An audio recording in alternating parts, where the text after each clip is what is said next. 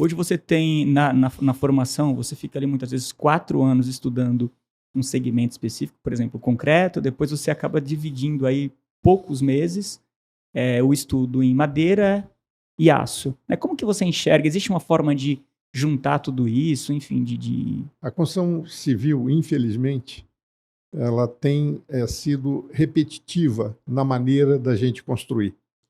Então, nós não estamos com novidades há 100 anos.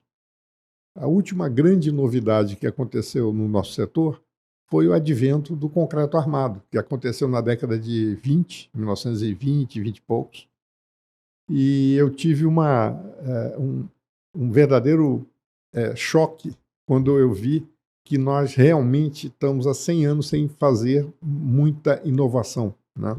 Eu tive a oportunidade de analisar um dos primeiros prédios em concreto armado feitos no Brasil, em 1923, mais ou menos, que era o edifício À Noite, no Rio de Janeiro. Eu tive a oportunidade de analisar esse edifício para fazer um retrofit, né, que é um restauro do edifício.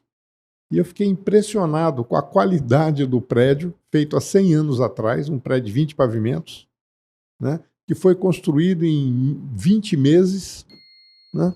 E eu analisar o projeto e ver a qualidade da construção, eu fiquei muito impressionado. O projeto é rigorosamente muito semelhante ao que nós fazemos hoje, né? A estrutura é muito semelhante, né? Vãos de 5, 6 metros, né? Os sistemas hidráulicos, sistemas elétricos. É claro, houve algumas mudanças, né? Então, por exemplo, os sistemas hidráulicos de esgoto eram ferro fundido, né? Tubulações em ferro galvanizado, né? Hoje em dia você usa PVC, mas assim, sistemicamente era praticamente a mesma coisa, né? Então, assim, foi um choque para mim ver que aquele prédio podia ser confundido com um prédio feito nos últimos 10 anos, né? Então, assim, essa, infelizmente, é a nossa situação, né? O mundo inteiro, né, em todas as engenharias, estão dando saltos de produtividade, saltos de inovação, de modernidade, e a construção civil no Brasil, ela continua praticamente, tem evolução, mas está praticamente se arrastando, né, com muito pouca novidade nos últimos 100 anos. Se isso é um problema, né, por outro lado, é uma oportunidade e que as universidades precisam aproveitar, né? As universidades estão reproduzindo exatamente ou muito parecido, né, com sistemas que nós temos utilizados nos últimos 100 anos, né? E existem várias outras questões que precisam entrar, né, para a gente realmente dar um salto.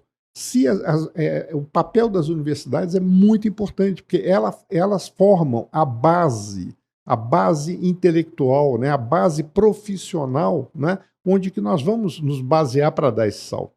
Tem alguma sugestão para dar nesse sentido? Até porque nos últimos anos eu tenho conversado bastante com você e até eu acompanhei recente aí uma construção que você realizou com estrutura mista, né? E eu fiquei bastante impressionado com o tempo, né, de produção. Até você deu um exemplo, inclusive, que você usou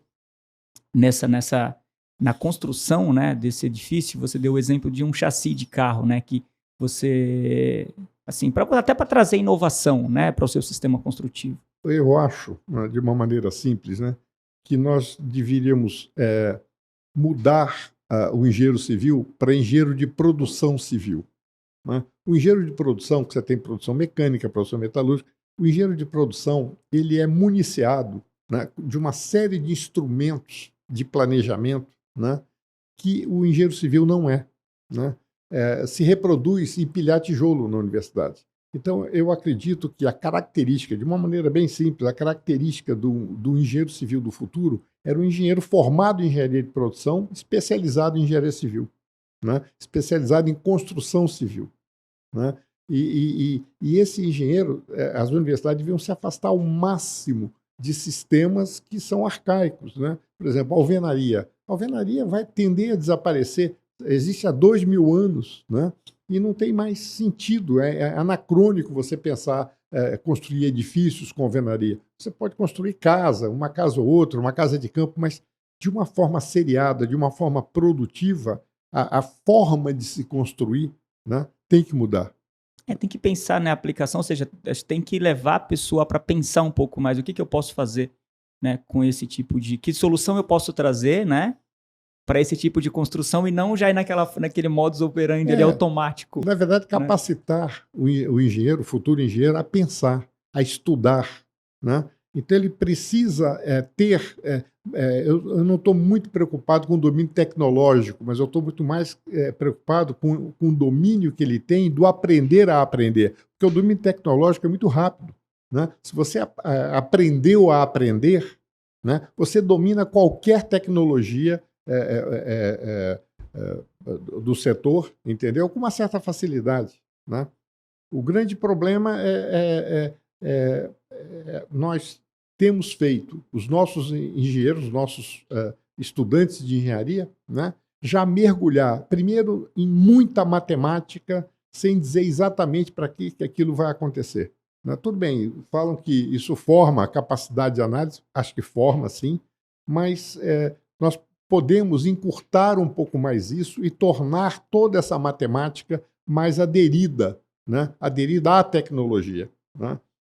O segundo ponto é isso que eu coloquei, afastar, né? Pode até, historicamente, dizer como é que foi, mas não focar o empilhamento de tijolo, né? Que isso significa um monte de coisa, que é a construção úmida, né? Intensa, a construção sem uma metodologia muito clara, né? Então, uma série de itens, né, que nós poderíamos focar, né, e capacitar esse engenheiro a pensar, a dominar novos processos, dominar o processo produtivo como um todo, né, ser obcecado por produtividade, né, obcecado por qualidade. Isso são coisas que, infelizmente, nós não estamos fazendo.